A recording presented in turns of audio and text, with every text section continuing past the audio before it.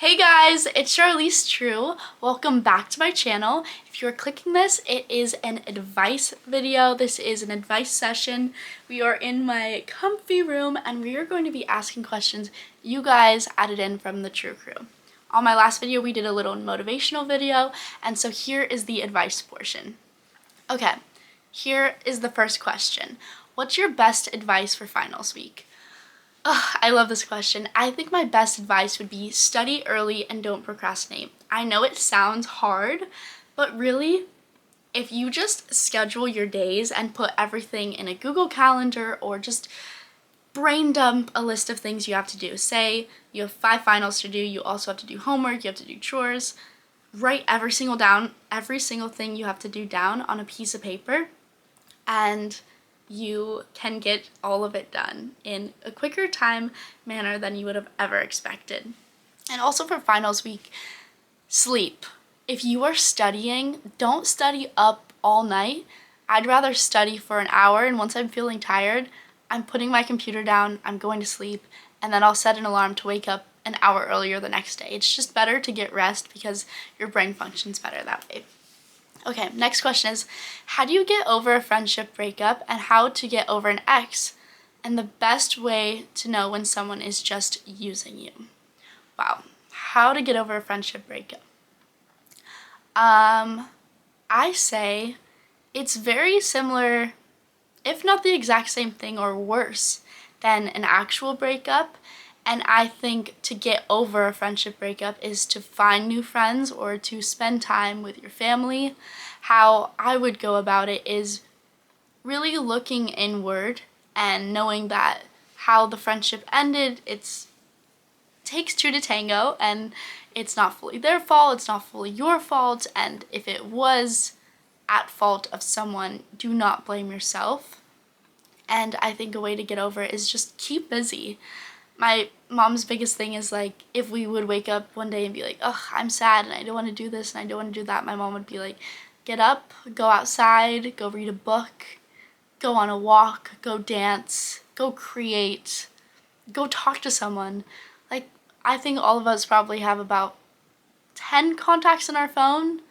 If not, we definitely have more than that. Just call someone up, talk to someone, find new friends, and don't be afraid to put yourself out there again just because you were hurt once.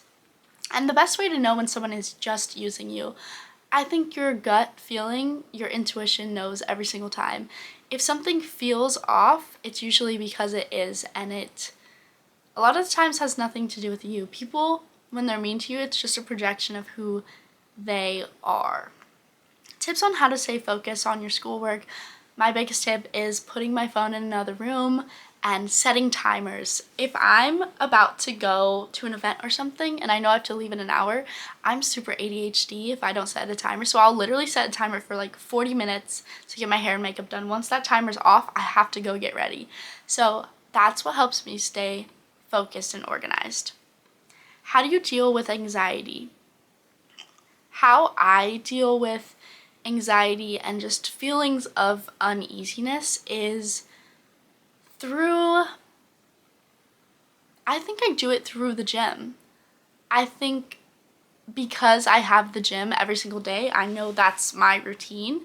I know when I wake up in the morning, I'm going to be able to go somewhere and just kind of escape for a little bit, and I think I do this by listening to music. Definitely have a few albums that I listen to over and over again. It's Tate McRae, it's Sabrina Carpenter, it used to be Olivia Rodrigo, and I just play these comfort albums that allow me to really look inward and forget about the outside world, even if it's just for an hour. I definitely think exercise is where you can get rid of a bunch of anxiety, and also scheduling anxiety. Once again, just like get it out of your head and on a piece of paper. I think that's the best way to do it, and then schedule throughout your day what you're going to get done, who you're going to see. I think once you map it out during the week, it gets rid of a lot of anxiety. What do you think best helps a friend with anxiety? I think if you were my friend and you were to come to me and say, I'm feeling super anxious right now over work, I would say, take a day, rest, sleep. Find out what really a part of this is making you feel so anxious. Is that because of money? Is that because of time? Is that because you can't hang out with your friends as much? And then find the root of the problem. Let's say it's money. Then find ways in other areas of your life where you can save money so you don't have as much anxiety in that way. How is it being a full-time student and influencer? It is definitely very difficult, but I think because since I was young, I used to be a competitive figure skater, and I would wake up at 5 a.m. in the morning and go to the ice rink, and then I would go to school all day, and then I would dance from 4 to 9. I never really had a break, and I'm so used to that. So during the past 2 years, I was in artist development every day from 10 to 6, and I was also a full-time college student and doing content. The way I did it was scheduling, and I realized at my ripe age of 20, I do not have to have everything figured out. And also, I have enough energy to get me through the day, so I might as well just keep going. The more busy I am, honestly, the less anxious I become. The more time I have, the more time I have to think about everything. How do you manage your work-life balance? I prioritize at the top of my list family and friends.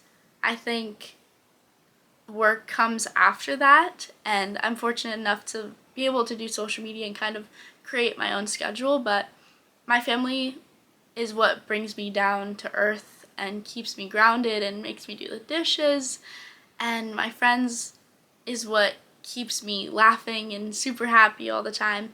I realized personally the way I recharge is by being around friends, so if that's someone like you who has to be around friends to have energy, make sure to schedule that time during the week, even if you're at school or have an extra activity to be with your friends. Excuse me.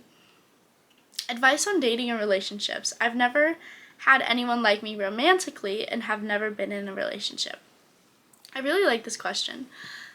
I am single, and I'm at a point in my life where my work is my number one focus, but I definitely still do go on dates and I hang out with people. But I think at the end of the day, you can't let other people change how you see yourself.